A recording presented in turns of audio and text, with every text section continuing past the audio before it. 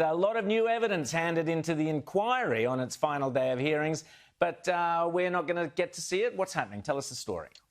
Well, you're not going to get to see it, Rowan, and quite frankly, we didn't get to see it either. So just magically, it's a this is an arm's length inquiry. It's separate from the government.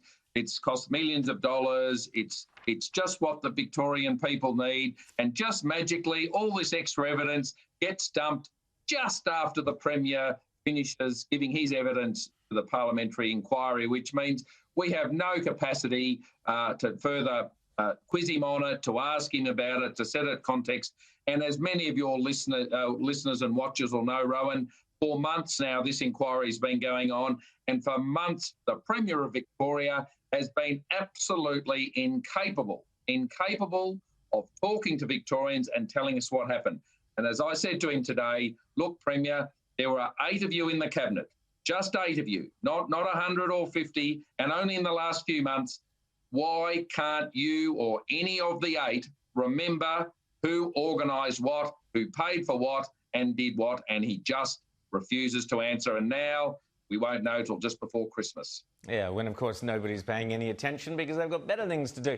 Look, Richard, how frustrating has this whole process been? I mean, trying to get to the bottom of the hotel quarantine disaster, we had all this stuff about, no one could remember, and then it was, so decisions are suddenly made in thin air, and decisions that land on the desk and anyone acts on them. How frustrating has it been for you and for the Liberal Party and for Victorians to try and understand what happened? Well, look, the Liberal Party is just the conduit for asking the questions, Rowan. And quite frankly, Victorians, I'm out in a great rural electorate, good, hard-working people. And look, person after person says to me, how could the Premier not know? He is the boss. He is the CEO.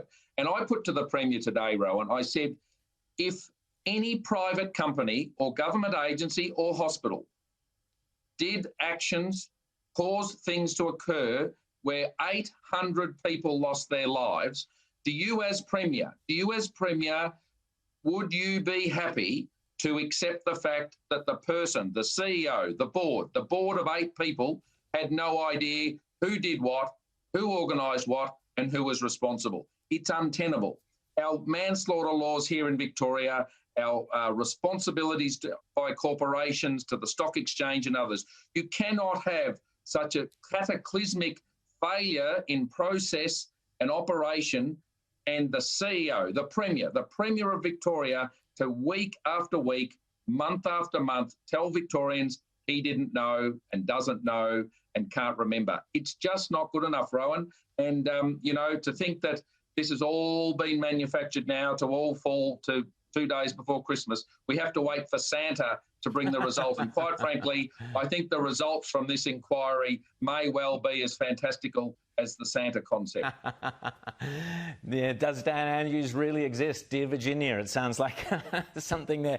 Now, I mentioned before you're the Deputy Chair of the Public Accounts and Estimates Committee there in Victoria. Daniel Andrews fronted the PAEC today for 5 hours, and you opened with a question to the Premier about who authorised the security guards to be used, and you didn't get an answer, did you? No, we didn't get an answer. And I'll tell you what we didn't get an answer on, and your listeners around Australia might be interested to know, but the deficit this year in Victoria is greater than all other states combined, and our debt in the next 2 years will have gone from approximately 20 to 30 billion only 18 months ago to 155 billion. And the simple question, Premier, when will Victorians be able to start paying that loan back? Guess what the answer is, Rowan? There is no plan. He has no plan. So generations of Victorians will be left with this legacy, and it's got, in great part, nothing to do with coronavirus. It is to do with extravagance. It is to do with largesse. But most importantly, that same poor management that doesn't enable 8 people to know who set the second wave adrift in Victoria, those same people are being left to manage this enormous debt, which has the potential to cripple Victoria for decades.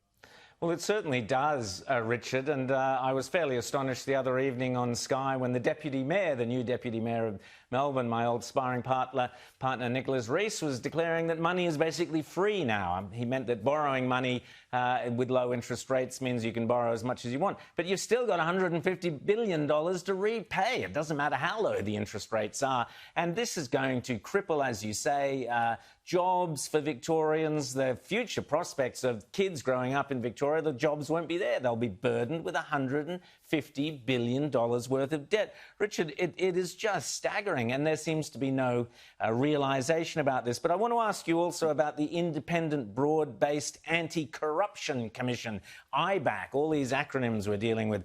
What about IBAC? They've suddenly decided at the one point you might need them here to be actually looking into this, the government's cutting their funding. Bit suspicious. Cut the budget. Tell us. It was farcical today, Rowan. It was farcical. All week, the opposition has hammered the Premier on his cuts to corruption and investigative committees. All week, the Premier has said, "Oh, I'm increasing the funding. I'm increasing the funding." And my colleague Danny O'Brien was there in black and white with the documents, and the Premier, we asked for nearly 4 minutes. We wanted him to read the 3 lines, which was 2 years ago it was 4.2 million. Then it was 4.2 million. Then it was 4.6 last year, and it's back to 4.1. I think it is in this coming year. A clear cut, an absolute clear cut to honesty, to transparency, to good government.